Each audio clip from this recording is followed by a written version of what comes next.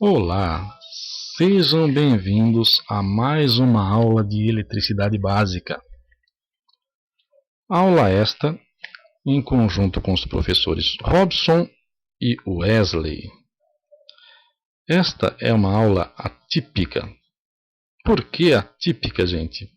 Porque é uma aula onde nós vamos estar complementando, né, a nossa sequência de aulas e estaremos também tendo uma avaliação. Vocês vão ter uma avaliação junto aos professores de vocês, tá? Então, eu estarei dando continuidade, né, à aula, né, à nossa sequência, e ao mesmo tempo vocês vão ter uma programação da avaliação, tá? A avaliação 02, já programada com os professores de vocês, ok? Vamos dar então continuidade à nossa aula? Hoje estaremos falando sobre itens, né, na nossa sequência, sobre elementos passivos e ativos, fontes de tensão e corrente, circuitos série e paralelos. Com relação a circuitos, nós já vimos, né, em outras aulas, circuito série e paralelo para resistores. Hoje, esse circuito série e paralelo estará direcionado a fontes, ok? Peço que vocês prestem muita atenção, porque tem um fato muito especial quando se fala em circuitos série e paralelo para fontes, tá bom? Não é simplesmente sair ligando fontes em série e paralelo, tá? Tem um porquê entre as duas sequências. Um, sim, é bem aceito, outro já não é, tem que ter um certo cuidado, tá? Vamos lá então.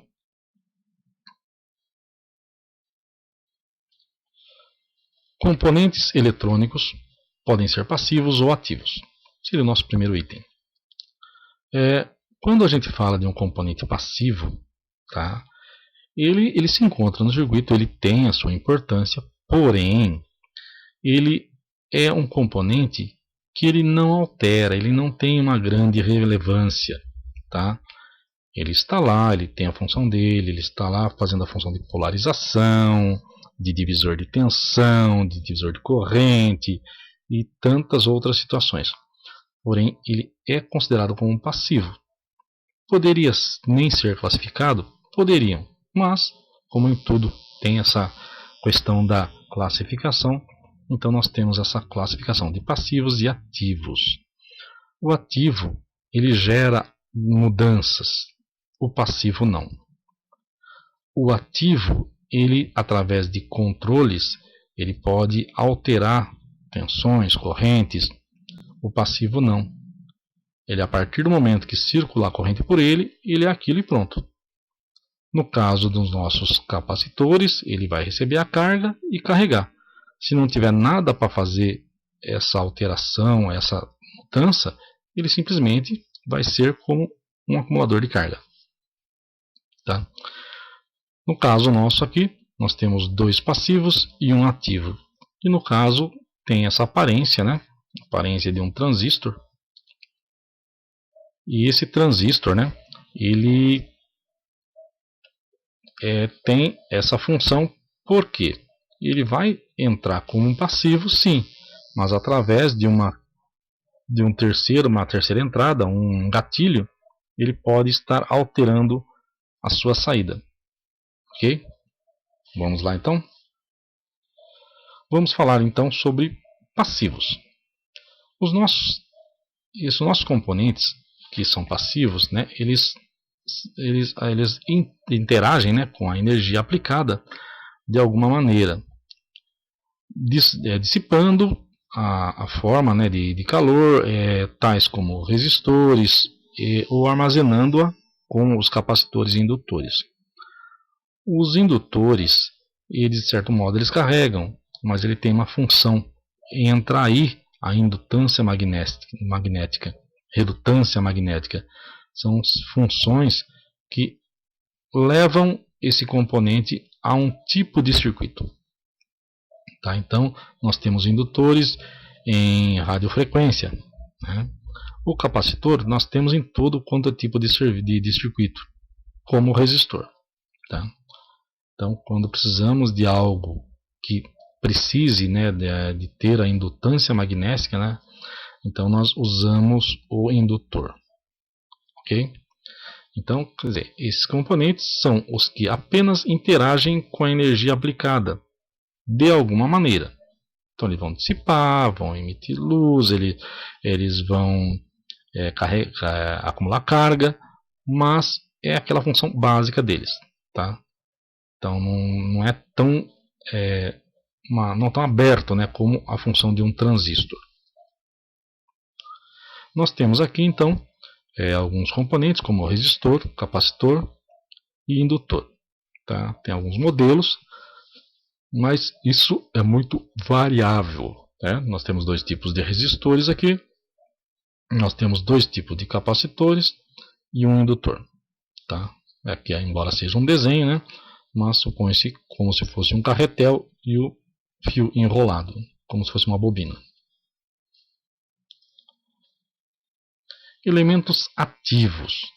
Como o próprio nome diz, estes são capazes de intervir sobre o funcionamento de outros. Tá? Então ele pode aumentar ou diminuir a carga que vai dentro de um capacitor. Ele pode alterar a alimentação que vai para uma carga. E dentro dessa categoria nós colocamos as fontes. Tá? No caso, eu acrescento a fonte nessa categoria, porque é ela que fornece alimentação. Sem ela, o circuito não funciona. Então, embora ela tenha uma função básica, né? Porém, é o básico principal de tudo. Tá? Então, nós temos pilhas, baterias e fontes de alimentação. Aqui dois tipos, né, de encapsulamento de transistores, que pode ser um SR, um TRIAC, ou pode ser um MOSFET, um IGBT, pode ser um transistor de unijunção, e tem inúmeros, milhares de tipos de transistores, cada um com a sua função. Fontes de tensão e corrente. Fontes de alimentação em geral. Tá? Eu vou falar em fontes de alimentação em geral, por quê? Porque nós vamos subdividir tensão e corrente, tá? Num devido fim. Porém, toda fonte, se ela fornece tensão, ela também fornece corrente. Tá? Só que uma é específica para fornecer tensão e a outra é específica para fornecer corrente. Então, vamos lá. Uma fonte de alimentação é um equipamento usado para alimentar cargas elétricas. Estas fontes de energia podem ser corrente contínua, como pilhas e baterias, ou um conversor AC/DC, muito usado hoje. Nós temos toda a fonte, todo alimentador, carregador de baterias, de celulares, de notebooks, é um conversor AC/DC. Tá? Ou um gerador de tensão. Tá? Pode ser um gerador de tensão, pode ser um regulador linear, pode ser um regulador variável, fontes AC, de energia AC, como nós temos as nossas tomadas em nossas residências, ou fontes de energia alta tensão. Então, engloba muita coisa. Se você for subdividir, é muito grande essa lista. E temos no nosso dia a dia esses equipamentos? Temos. Vamos começar a vê-los. Então nós temos a nossa fonte de desktop. Todo desktop tem uma fonte dessa. Ela tem a sua entrada AC, converte para DC e tem várias saídas. Ou seja, então várias tensões. Então vai ter 12, vai ter 5, vai ter vários tipos de tensões para cada tipo de equipamento dentro do seu computador. Okay? Na sequência, nós temos um inversor. Esse inversor, normalmente hoje, é usado para converter corrente contínua em alternada. Então hoje é muito usado esse conversor. Geralmente, né, nós temos muito uso dele no nosso novo sistema, né, de coleta de energia através de energia solar. Então nós temos, né, a nosso armazenamento, né, em baterias, e através dessas baterias que alimentam esses inversores, nós vamos ter a nossa corrente alternada de saída. Não é exatamente a que temos em nossas tomadas, porém ela é muito semelhante e cumpre a função. Nossas próximas fontes são as tradicionais, né? Nós temos pilhas e baterias. Tá? Então temos baterias de inúmeros tipos de formas, modelos. Tá? Aqui tem alguns, né? Então vocês têm diversos tipos. Em alguns equipamentos a bateria é fabricada já de acordo com o equipamento. Em outros casos nós conseguimos as gerais, né? Como são baterias de 9 volts, de 1,5 volt, de as nossas pilhas, 1,5, de 9, tá? São as nossas tradicionais. Temos as nossas fontes para notebooks, tá? Hoje em dia é muito usado em vários projetos, né, de TCCs. É uma fonte que fornece uma tensão mais alta, então varia aí de 11 a por volta de 19 volts, pelo que eu tenho conhecimento, mas devem ter outras tensões. Tá? É uma fonte que fornece uma corrente razoável.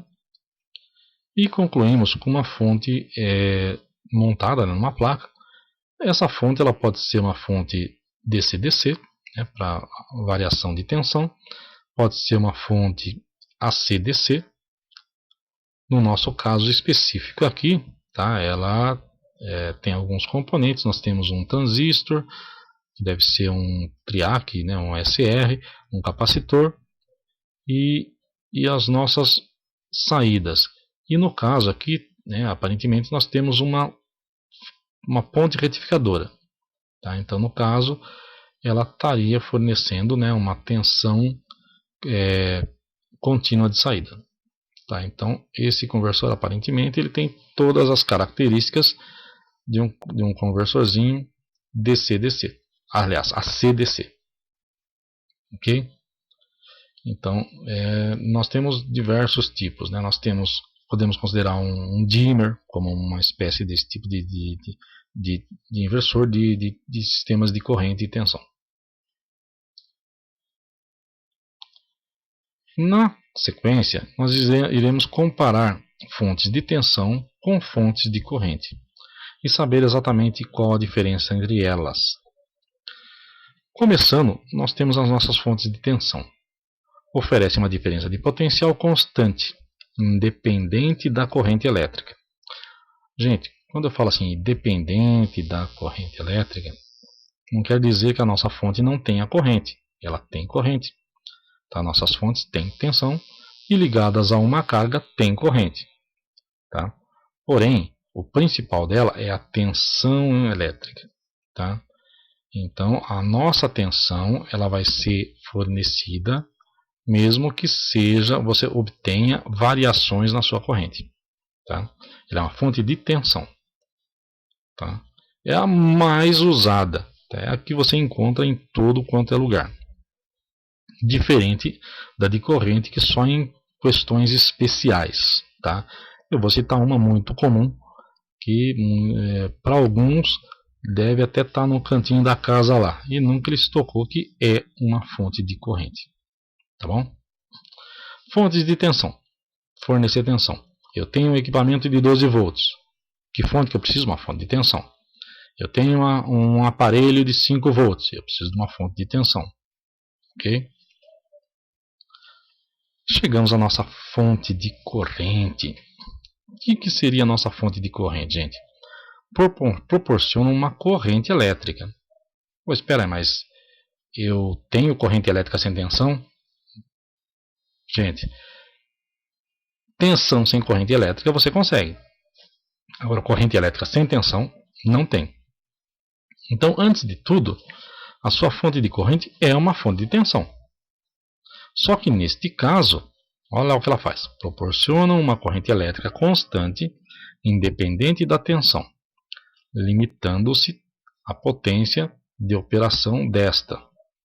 Olha o nosso exemplo, gente. Máquina de solda. Você precisa da corrente elétrica. Tá? Ah, mas eu consigo fazer uma solda me baseando na tensão? Sim, gente. Mas você precisa de corrente. Você precisa de uma passagem muito grande de elétrons para a fusão do metal. Tá?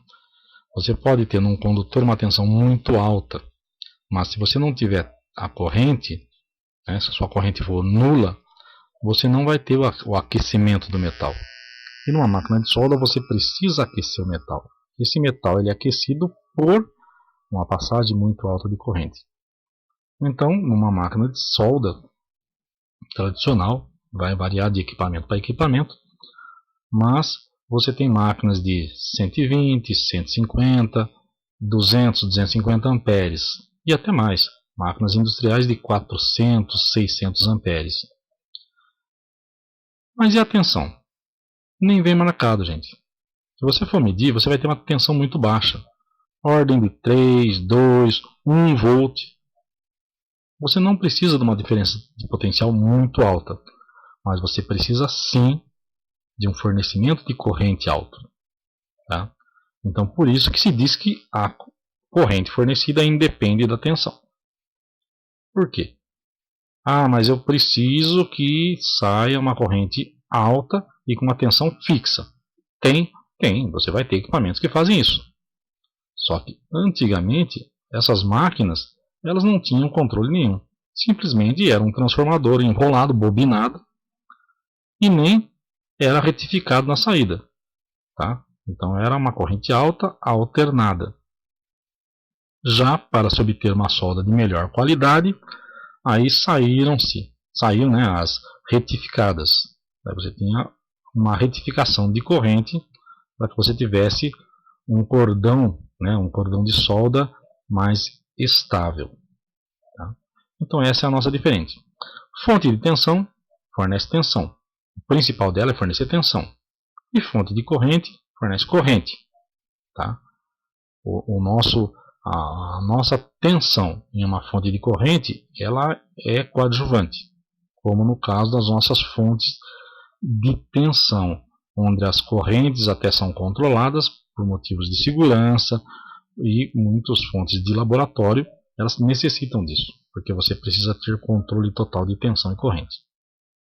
No nosso caso, a nossa corrente é obtida por uma diferença de potencial, sim, mas eu não tenho necessidade de ter uma corrente, uma tensão muito alta na minha fonte, porque de certo modo até é seguro. Eu tendo uma diferença de potencial baixo, eu tenho menos riscos, né, de choque, de acidente com os operadores.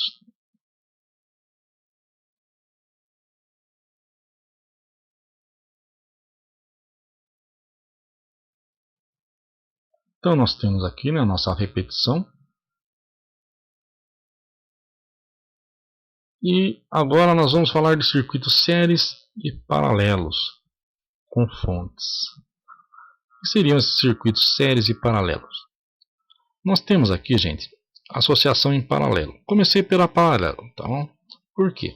Porque é o mais crítico, tá? Eu vou estar explicando e caso necessário, né, ou seja de interesse, a gente gravaria um vídeo, né, extra explicando matematicamente o porquê que é tão crítico, né, essas fontes. Então vamos lá à nossa teoria.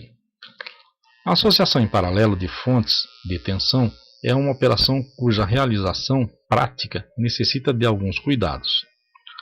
Por que, gente, nós precisamos de cuidados nessa prática? Esta recomendação é particularmente verdadeira nos casos em que as fontes de tensão apresentam valores nominais bastante diferenciados e resistências internas reduzidas. Para você ter uma associação em paralelo de uma fonte de tensão, porque normalmente você pode dizer o seguinte: eu preciso de uma fonte de 3 volts, só que para eu ter essa fonte de 3 volts eu vou usar pilhas. Só que as minhas pilhas fornecem 20 miliamperes. Então eu vou colocar duas em paralelo, eu vou ter o dobro dessa corrente. Teoricamente, a lógica é essa. Só que você tem que lembrar que como as nossas fontes, uma fonte ela tem uma resistência interna muito baixa, se você tiver uma pequena diferença de tensão entre uma fonte e outra, você vai ter uma circulação de corrente entre as suas fontes. Tá? Aqui nós temos duas baterias ou duas pilhas de 1,5 volt. Se você tiver em uma das baterias 1,5 volt e na outra você tiver 1,45 volts, você vai ter uma circulação de corrente entre as baterias. Tá? Então, nesse caso, dependendo da diferença, você pode danificar e com certeza irá danificar as suas fontes. Tá? Não sei se já aconteceu alguma coisa com vocês, mas geralmente em laboratório acontece muito isso. Porque em laboratório você tem que fazer as coisas funcionarem, né? E muitas vezes você acaba fazendo essas loucuras, tá? Em colocar em fontes em paralelo. E normalmente é fatal. Se a sua fonte é sensível, ela não vai suportar e ela vai dar problemas, tá? Então, não é aconselhável fazer-se associações em paralelos de fonte, tá? Só em casos muito específicos e com muito cuidado. Tá? É uma associação que pode ser feita? Até pode. Mas deve ser evitada. Tá? Simplesmente por causa disso. Se você tiver uma diferença de tensão, uma diferença de resistência interna entre uma e outra, uma vai se tornar fonte e outra vai se tornar como se fosse uma carga. Como se você colocasse duas baterias, uma carregada e uma sem carga. Haveria uma circulação de corrente entre elas. Tá? Porque você tem uma diferença de potencial entre as duas. Tá? É isso que manda, é a diferença de potencial. Okay? Os valores aqui citados, gente, são fictícios. Tá? Não quer dizer que se você colocar uma pilha de 1,5 volt em paralelo com uma de 1,5, que cada uma forneça 1 ampere, eu vou ter uma tensão de 1,5 por 3 amperes. No caso aqui, é até um erro, tá? Desculpa aqui. Tá 3 amperes, mas aqui seria 2. 1 mais 1, somando os 2 amperes, daria 2 amperes aqui. Tá? Aqui houve um erro aqui. Tá? Eu teria a mesma tensão com uma corrente dobrada. Não. Tá? Teoricamente, sim. Mas devido à diferença de tensões, que é muito difícil você conseguir duas fontes iguaizinhas, semelhantes, ela iria ocorrer essa situação. Exceto esse erro aqui. Me perdoe por esse erro aqui. Tá? Então é uma fonte não aconselhável no dia a dia. Chegamos na nossa fonte de... nosso circuito série, né, de fontes. Esse sim, gente. Esse existe. Tá? É muito comum em rádios a pilha. Tá? As nossas baterias de notebook e várias são associações. Tá? Você tem associações em série. Tá? Em onde acontece a somatória das tensões. Tá? Então vai ser a tensão da primeira bateria com a tensão da segunda, com a da terceira e da quarta, e você vai ter uma somatória de tensão. Porém, se uma das suas baterias ou pilhas tiver uma capacidade inferior de corrente, ela que vai ditar a corrente do circuito. Vamos supor, gente, que você tenha a primeira fonte, ela seja para 1 ampere, e as seguintes sejam para 2, 3 ou 4 amperes, a corrente que vai circular em todas elas é a da menor. Tá? É a mesma coisa você ter um cano de água, né, vamos supor lá, de 1 polegada, vamos falar em polegada, que era o mais utilizado. Ou vamos supor lá, de 25 milímetros. E aí você coloca, né, faz uma emenda, vai emendando 1, 2, 3, aí acabou o cano, você coloca um mais fino. Depois você volta a colocar o de um diâmetro maior. Aí você fala, a minha água vai sair como se tivesse uma tubulação de um tubo maior. Não, gente. Ela vai sair menos água. que você reduziu a passagem. É a mesma coisa de você pegar, você tem uma pista de 3 faixas, em um certo momento acontece um acidente, você fica com 1 ou 2 faixas fechadas. O seu trânsito vai passar só por uma. Então ele vai criar um acúmulo ali. Ele não vai passar. No caso da eletricidade, quem vai limitar é a de menor capacidade de corrente. Tá? Você vai ter sim a soma de tensão. A sua corrente ela cai. Tá? Se você considerou tensão em corrente, se você tiver uma associação não coerente, não vai funcionar.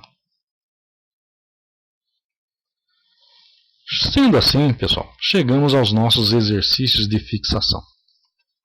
Aqui eu estou solicitando, né, algumas questões, né, relacionadas ao que nós vimos. Então, no caso aqui nós temos qual é o princípio básico de um componente passivo, cite exemplos desses componentes, desses elementos, descreva um componente ativo, cite exemplos de componentes ativos, qual o princípio básico de uma fonte de corrente, acabamos de ver, está fresquinho na memória, qual a diferença entre fontes de tensão e de corrente, cite 2 exemplos de fontes de tensão, tá? E qual tipo de associação de fontes de tensão são mais usadas, fontes de tensão, ok? Esse exercício deverá ser encaminhado aos professores de vocês, tá? Por e-mail ou qualquer sistema que tenha sido escolhido por eles, ok? Sendo assim, chegamos a mais um final desta aula. Agradeço, né, pela atenção de todos. Caso surja alguma dúvida, tá? Por favor, passe para a gente, para que a gente possa estar elucidando, né, essas dúvidas, simplificando, explicando de uma maneira diferente. Tá? Agradeço muito, um abraço a todos e até a próxima aula.